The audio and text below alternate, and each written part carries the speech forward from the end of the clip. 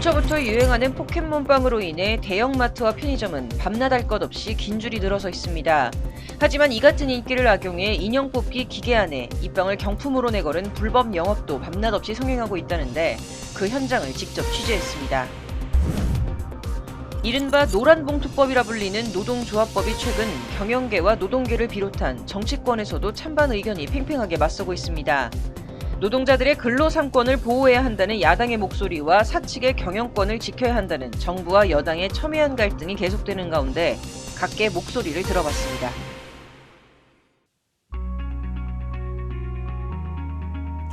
시청자 여러분 안녕하십니까? 로포커스 시작하겠습니다.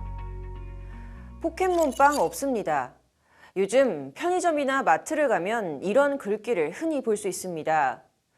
올해 초부터 유행인 캐릭터빵을 사려는 사람이 밤낮으로 끊이지 않자 유통 채널들에 난감해하는 모습이 엿보이는데요. 일부 식품 매장에선 문을 열기 전부터 줄을 서서 입장하는 이른바 오픈런 현상도 쉽게 볼 수 있다고 합니다. 그런데 이 빵, 식품 매장이 아닌 오락실에서도 등장하고 있다는데요.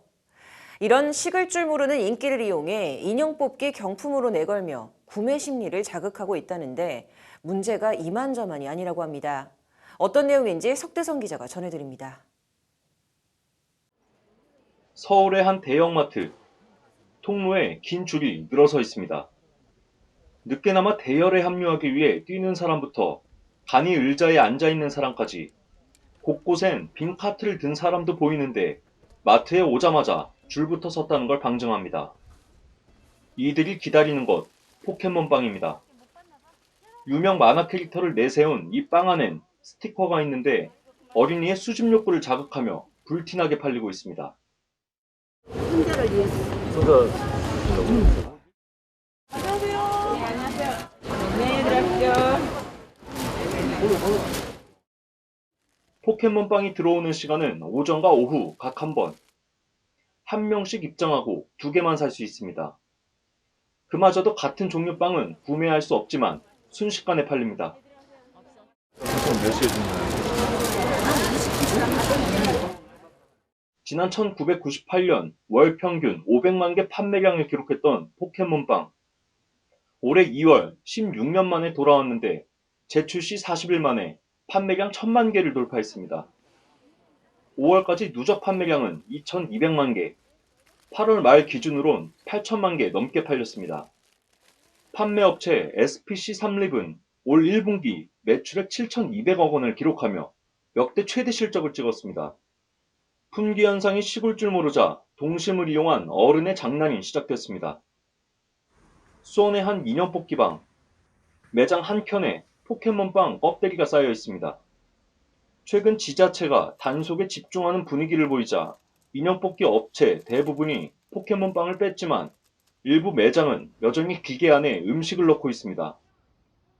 현행법상 음식물이나 사용기한, 유통기한이 있는 제품을 경품으로 내거는 건 불법입니다. 제대로 된 관리를 기대하기 어렵고 이용자가 상한 식품을 먹을 수 있어 안전상 제한하는 겁니다. 법률방송이 취재를 시작한 건 10월 중순. 빵 유통기한은 9월 20일로 이미 한참 지났습니다. 우려했던 바와 같이 아이들에게 사행 심리를 유발하는 건 물론 건강까지 위협하고 있었습니다. 포켓몬빵을 경품으로 악용하는 건 수원뿐 아니라 서울에서도 버젓이 성행 중입니다. 빵은 그대로 버려졌고 스티커만 뜯어간 흔적도 역력합니다. 심지어 봉지 속에 있는 스티커만 빼고 따로 뽑게 하는 업소도 있습니다. 인형 뽑기 업소는 전국적으로 2000개 안팎으로 추정되지만 단속 인원은 부족하고 처벌도 솜방망이인 실정. 올해 적발한 사례는 전국적으로 40곳 남짓에 불과해 처벌 강화와 대안을 촉구하는 목소리가 이어집니다. 법률방송 석대성입니다. 앞서 보도한 석대성 기자 스튜디오에 나와 있습니다. 자, 석 기자, 먼저 이 포켓몬빵의 인기 어느 정도입니까? 앞서 보셨다시피 매장 안에서는 빵을 구하기가 상당히 힘들기 때문에 그 아이 입장에서는 빵을 깠을 때 또 원하는 스티커가 나와야 되지 않겠습니까? 그래서 이제 뭐 부모님들이나 할머니, 할아버지들이 여간 애를 먹는 게 아니라고 합니다.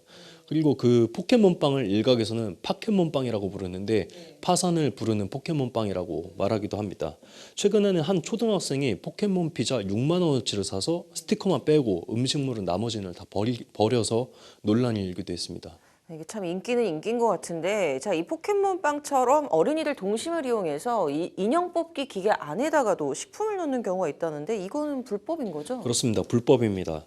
하지만 현장을 가보니 뭐 포켓몬 빵은 물론이고 포켓몬 김도 있었고요. 그다음에 뭐 과자, 소시지 같은 어린이들이 좋아하는 제품이나 뭐 냉면, 심지어 위스키 같은 어른들이 좋아하는 음식물도 있고 주류까지 있었습니다.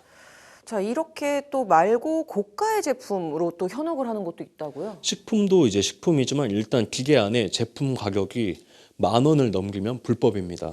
그 2년 전만 하더라도 경품 상한선이 5,000원이었는데요. 이 물가는 계속 오르고 있는데 경품 상한선이 2007년부터 계속 5,000원이다 보니까 업주들의 불만이 상당히 컸습니다. 그래서 이제 정품은 비싸니까 저렴한 가짜 인형을 넣어놓기도 했는데 이건 또 저작권법 위반에 걸립니다. 보통 이제 10,000원이 넘는 정품을 사서 인형 뽑기 기계 안에 넣어놓으면은 게임산업진흥법에 걸리고 또 가격을 맞추려고 짝퉁 물건을 넣다 보면은 저작권법 위반에 걸리니 업주들 입장에서는 진퇴양난이었습니다. 그래서 이제 그 주무부처인 문화체육관광부가 몇 년 전에 경품 상한선을 10,000원으로 올렸습니다. 일단 그 위반하면 5년이나 징역이나 5천만 원이나 벌금에 처할 수가 있는데 고가의 인형은 물론이고 뭐 공기청정기 아니면 드론 같은 몇만 원에서 몇십만 원대 제품도 지금까지 아직 쉽게 찾아볼 수 있습니다. 그 인형 뽑기 업소 대부분이 생계형이기 때문에 일부 업주가 이제 고가 상품을 내걸어도 단속 주체는 좀 묵인하고 있다는 비판도 나옵니다. 자, 이런 상황 속에서 그러면 업주들은 어떤 입장입니까? 먼저 그 빵 제조업체 삼립은 빵을 뭐 인형 뽑기 업체에다 제공을 하지도 않았고 업자들이 이제 가져다가 경품으로 내놓은 거기 때문에 이제 책임은 없다는 입장이고요. 인형 뽑기 업체는 이제 시선을 끌려면은 제품이 이제 눈에 띄어야 되고 그렇지 않으면 이제 운영이 힘들다고 말하고 있습니다. 그렇다면 뭐 법원 판결은 뭐 어떤 상황입니까? 이게 그 경품 상한선이 5,000원일 때 얘기인데 13,000원짜리 물건을 인형 뽑기 기계 안에 넣어놨다가 무죄 판결을 받았습니다. 부산에서 있었던 일인데 그 비싼 대형 인형을 팔다가 기소됐던 업자가 앞서 말씀드렸다시피 무죄 판결을 받았습니다. 검찰이 이제 항소를 했는데 2심도 크레인이 작고 인형 배출구도 좁아서 인형을 얻지 못한다는 걸 누구나 알 수 있었다면서 기각을 했습니다. 최근엔 벌금형 선고가 많이 나오고 있는데 판결 수위를 평가를 하려면 아직까지는 조금 더 지켜봐야 할 것 같습니다. 네, 이 같은 상황들이 이 포켓몬빵의 인기가 식으면 좀 괜찮아질까요? 그 포켓몬 직접 재산을 활용을 하려고 포켓몬 코리아와 협업을 하는 업체가 아직까지는 상당수 있고요. 그다음에 해외 저작권자에게 로열티를 줘야 하기 때문에 업체가 자체적으로 캐릭터를 만드는 것도 나오고 있습니다. 일단 그 유행 추세가 언제 어떻게 변할지 모르기 때문에 이 역시 아직은 지켜봐야 할 단계가 아닌가 싶습니다. 네, 뭐 언젠가는 또 유행은 지나가겠지만 한번 좀 지켜봐야겠네요. 이번 주 여기까지 듣도록 하겠습니다.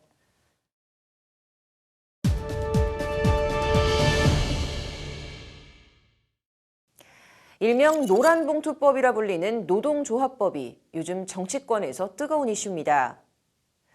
이 법은 파업을 진행한 노동자들을 상대로 회사가 자신들이 입은 피해에 대해 배상 요구를 하는 걸 제한하는 내용을 담고 있습니다. 이 법은 노조의 활동 범위를 넓히고 사측으로부터 거액의 소송을 당해 노동자들이 극단적인 선택까지 하게 되는 경우도 있어 이를 막자는 취지로 만들어졌는데요. 사측의 재산권과 노동자의 근로상권 사이 어느 것이 더 우선인가를 두고 여야 그리고 경영계와 노동계 사이 찬반 의견이 엇갈리고 있습니다. 갈등의 골이 깊어지고 있는 이 노란봉투법 논란을 김혜인 기자가 취재했습니다. 이번 정기국회에 뜨거운 감자로 떠오른 일명 노란봉투법. 노란봉투법은 노조 파업에 대한 기업의 손해배상 청구 소송을 제한하는 내용을 골자로 합니다. 노란봉투법이란 이름이 붙여지게 된 건 지난 2014년으로 거슬러 올라갑니다. 쌍용차 파업 당시 법원은 노조원들이 사측에 입힌 손해를 47억 원이라는 금액으로 배상해야 한다는 판결을 내렸습니다. 이후 한 시민이 노조원들을 도와주고자 언론사에 4만 7천 원이 담긴 노란 봉투를 보냈고, 이 같은 사연이 알려지자 많은 시민들이 동참해 노란 봉투 캠페인이 일어났습니다. 이 기세를 몰아 19대와 20대 국회에 관련 입법 움직임이 일었지만 모두 무산됐습니다. 최근 대우조선해양 하청노동조합 파업을 계기로 다시 수면 위로 떠오른 노란봉투법. 당시 대우조선은 노조의 불법 파업으로 8천억 원대 피해를 입었다며 노조 집행부 5명을 상대로 470억 원대의 손해배상 소송을 냈습니다. 천문학적인 금액으로 논란이 되자 정의당과 더불어민주당은 살인적 손해배상이라고 비난하며 이번 정기국회 7대 입법과제 중 하나로 노란봉투법을 내세웠습니다. 노동자들의 근로권리를 보호하자는 게 핵심 취지입니다.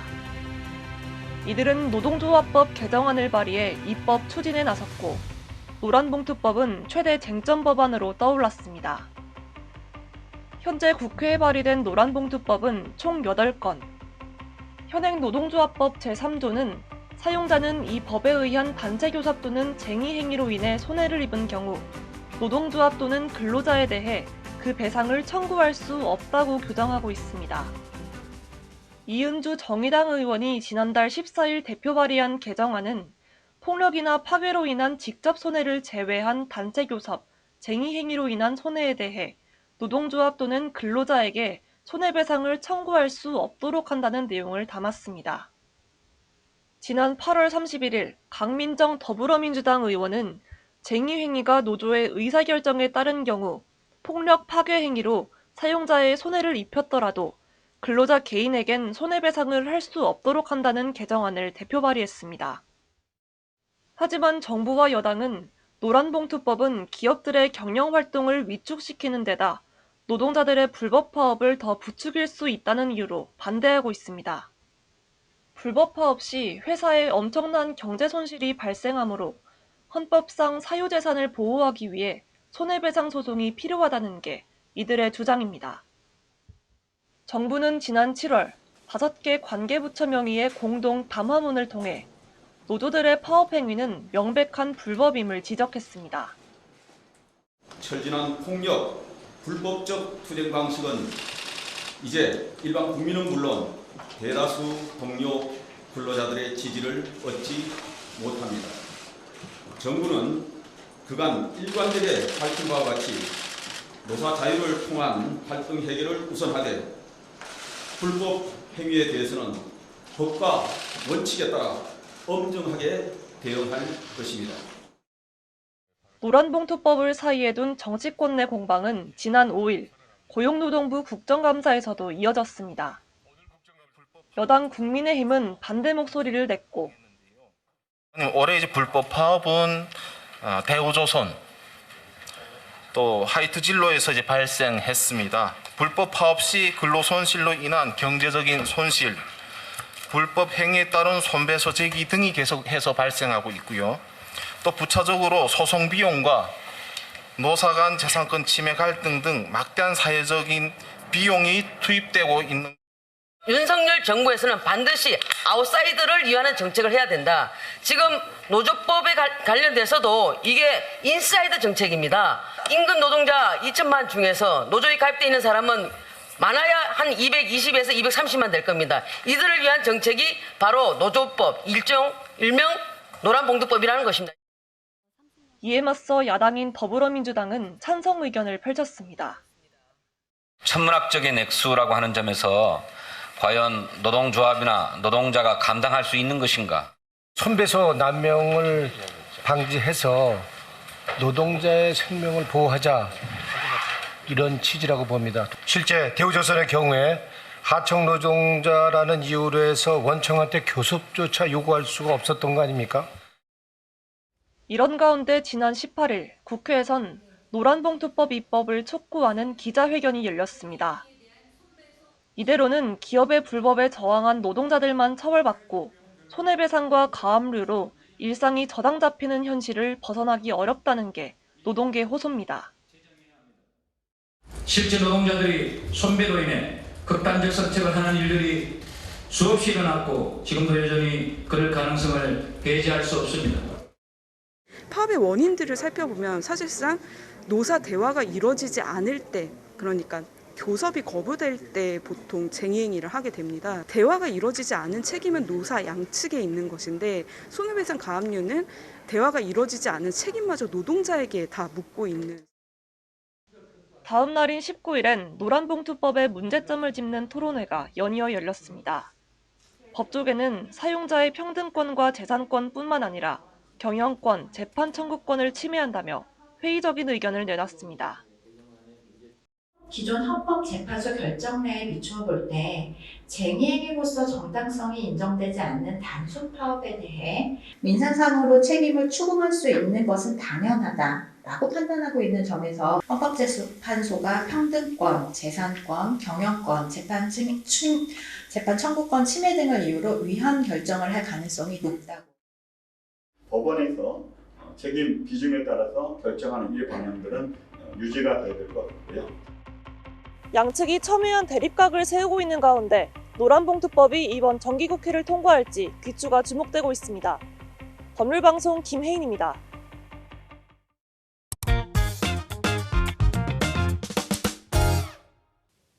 전문가가 말해주는 돈 되는 법. 이번 주에는 카카오톡 피해 보상에 대한 얘기 해보도록 하겠습니다.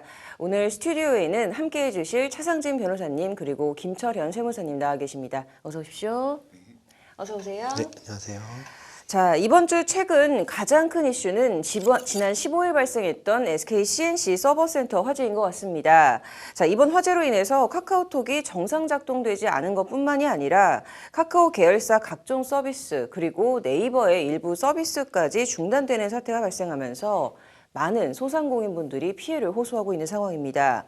국민 서비스라고 불려지던 이 카카오톡의 서비스 중단 사태가 발생하면서 카카오 백업 관리에 대한 문제뿐만이 아니라 카카오 회사의 문어발 확장까지도 문제가 되고 있습니다.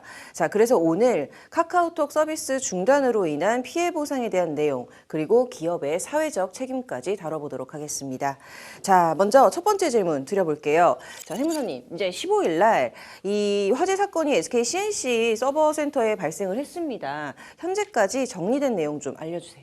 네, 이번 사태를 통해서 우리가 이 카카오 기업 서비스를 얼마나 많이 이용하고 있는가를 좀 깨닫게 되는 사건이 됐는데요. 뉴스 등을 통해서 내용을 많이 들어보셨을 것 같아가지고 사건에 대해서만 간단하게 요약해서 좀 정리해드리도록 하겠습니다. 그러니까 지난 15일 오후 3시 반쯤 판교에 있는 SK C&C 판교 데이터 센터에서 화재가 발생을 하게 됐는데요. 현재도 화재 원인에 대해서는 계속 파악 중이긴 하지만 어쨌든 이 데이터 센터를 주로 이용하고 있었던 카카오 그룹의 서비스가 다수 중단이 되면서 이용자들이 큰 불편을 겪게 되었고 이 중에서 일부의 기능은 이제 정상 복구가 되었다고 하지만 아직까지도 좀 문제가 되고 있는 상황이다라고 말씀 좀 드릴 수가 있겠습니다. 그러니까 이번 화재가 사회적으로 이제 큰 이슈가 되었던 가장 첫 번째 이유는 아까 말씀드린 것처럼 카카오 기업이 우리 사회에 미친 영향이 굉장히 생각보다 크다는 겁니다. 아까 서두에 말씀드린 것처럼 한 플랫폼 업체에서 발생한 화재가 카카오톡이 되지 않아서 서로 연락이 되지 않으면서 카카오티 서비스가 안 되면서 대리나 택시 호출도 되지 못하고요. 심지어는 일부 코인 거래도 정상적으로 인증이 되지 못하면서 매매가 되지 못했던 사회 전반적으로 큰 영향을 미쳤다라고 말씀드릴 수가 있겠습니다. 네, 참 이번 사태로 인해서 이 카카오그룹에서 제공하는 서비스가 굉장히 다양하다라는 걸 좀 알게 됐는데요. 자, 이번 화재 사건으로 이제 집단 소송을 또 준비하고 있다고 합니다. 과연 이 화재로 인한 피해 보상받을 수 있을까요? 네, 제공 서비스별로 좀 달라질 것 같은데요. 기본적으로 카카오톡은 이제 무료로 제공하는 서비스이기 때문에 카카오톡으로 인한 피해를 봤다라고 주장하더라도 손해배상액 산정은 좀 어려울 것 같고요. 하지만 다른 유료 서비스들과 관련해서도 이제 손해배상 논의가 있고 카카오톡 무료 서비스지만 그럼에도 불구하고 손해배상을 받아야 되는 거 아니냐 이런 움직임이 있기는 합니다. 실제로 지금 카카오톡 화재 장애로 인한 손해배상을 위한 카페가 개설돼 있고 그리고 카카오톡 외에 이제 다른 대안 서비스가 워낙 많지 않다. 현재는 그런 상황이 있기 때문에 이제 이번 화재로 인해서 얼만큼 피해를 입증할 수 있을지 이것이 관건입니다. 사실 이제 피해자들이라고 뭐 이야기를 좀 간단하게 하면 요 피해자라고 이제 말씀하시는 분들은 이 카카오톡이 그동안 이제 회사는 쪼개서 계속 상장하면서 서버는 왜 안 쪼개놨냐 뭐 이런 표현까지 사용하시면서 이제 상당히 많은 그 분노를 느끼고 계신데요. 그래서 이제 카카오 측도 멜론과 같은 유료 서비스의 경우에는 사용 기간을 이제 3일 정도 이렇게 연장을 해주는 보상 대책을 바로 마련을 했고요. 그리고 결국 이제 화재로 인한 피해를 그럼에도 불구하고 입증을 해야 되는데 피해가 화재와 얼마만큼 이제 관련이 있는지, 그리고 뭐 BCP라고 해가지고 보통은 이제 기업이 화재가 발생하거나 사옥을 사용하지 못하게 됐을 때 그때 이제 어떻게 업무를 계속 제공할지 거기에 대해서 계획을 세워놓는데 BCP가 정상적으로 작동이 됐는지, 그리고 세워놓은 BCP에는 문제가 없는지 뭐 이런 것들에 대해서 이제 쟁점화가 될 것으로 보입니다. 네, 이제 내가 받은 피해와 화재가 얼만큼 직접적 관계가 있었는지를 입증하는 게 좀 가장 중요한 포인트가 될 것 같습니다. 자, 그런데 만약 이 화재로 인한 보상금을 받는다면 여기에도 좀 바로 세금이 붙어서 세금을 내야 되는 경우가 생기는 건가요? 예, 제가 아무래도 세금 업무를 주로 다루다 본 거니까 여기에 대해서 한번 또 고민을 한번 해봤는데요. 이번 사태를 통해서 만약에 서비스에 대한 연장이 아니라 보상금처럼 금전적인 보상을 받게 된다고 한다면 여기에 대해서 세금이 부과될까 안 될까에 대해서 고민을 해보다가 결론적으로 말씀드리면 이게 수령자가 개인인 경우와 법인인 경우에 조금 달라질 수 있다라고 설명드릴 수가 있겠습니다. 먼저 이제 법인에 대해서 설명을 드리면 저희가 법인은 이제 과세를 할 때 순자산 증가설이라는 이론적인 바탕이 있거든요. 좀 예를 들면 이제 금전적인 보상을 받게 되면 세금 법인세는 납부를 해야 된다라고 설명을 드릴 수가 있겠습니다. 이제 이렇게 법인의 경우에는 기본적으로는 법인세가 부과된다라고 말씀 좀 드릴 수가 있겠고요. 법인과 달리 개인들은 만약 보상금에 대한 부분이 나의 피해에 대한 보상금이라고 한다면 세금이 부과되지 않는다라고 말씀 좀 드릴 수가 있겠습니다. 즉 나의 피해를 넘어선 보상금에 대해서만 이제 세금이 부과된다라고 하는 건데요. 이때 세금이 부과될 때도 저희가 기타 소득으로 좀 분리가 돼서 일반적인 사업 소득과는 좀 구분이 될 수 있다라고 말씀드릴 수가 있겠습니다. 네, 그래서 뭐 결국 한마디로 정리하면 보상금에도 세금이 붙는다라는 말씀이신 것 같습니다. 네. 자, 그런데 카카오톡 같은 경우에는 이러한 보상금을 또 누가 줄 것인지 또 이런 것도 쟁점이 될 것 같은데 이거 어떤가요?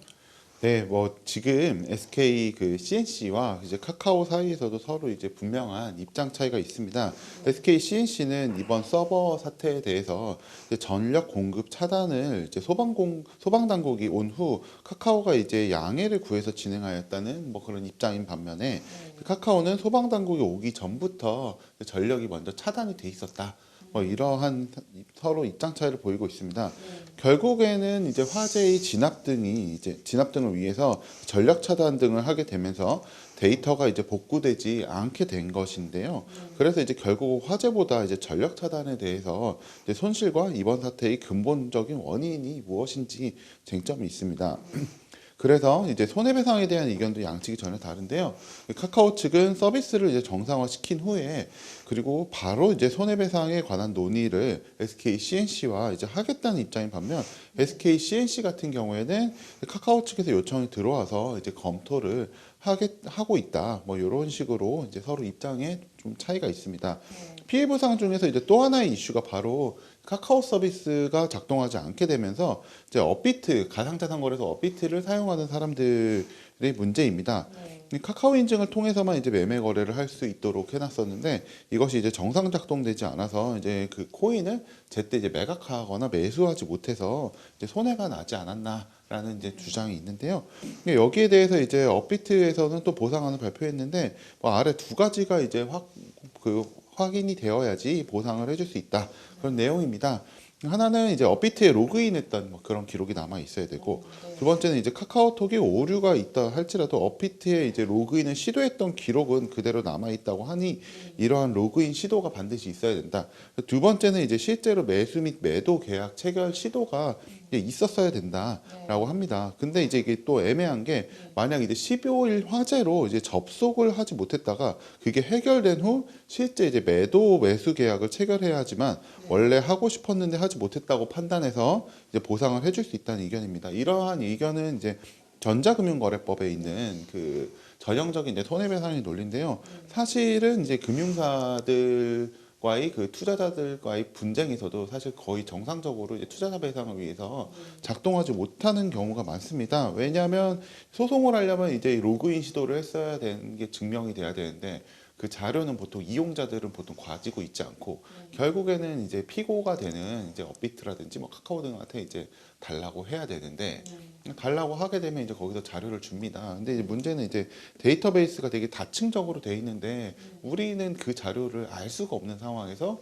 로그인 시도 기록이라든지 뭐 이런 것들을 어떻게 확보할 것이냐, 그리고 뭐 기록이 없다라고 하면 법원에서는 사실 믿을 수밖에 없거든요. 그래서 이제 이런 부분들이 사실은 손해배상을 증명하는데 상당한 장애로 작용할 것으로 예상됩니다. 네. 자, 이번 주 가장 큰 이슈였던 카카오톡 피해 보상 방법, 그리고 여기에 부과되는 세금, 또 기업의 사회적 책임까지 알아봤는데요. 다음 주에는 더 유익한 콘텐츠로 찾아뵙도록 하겠습니다. 감사합니다.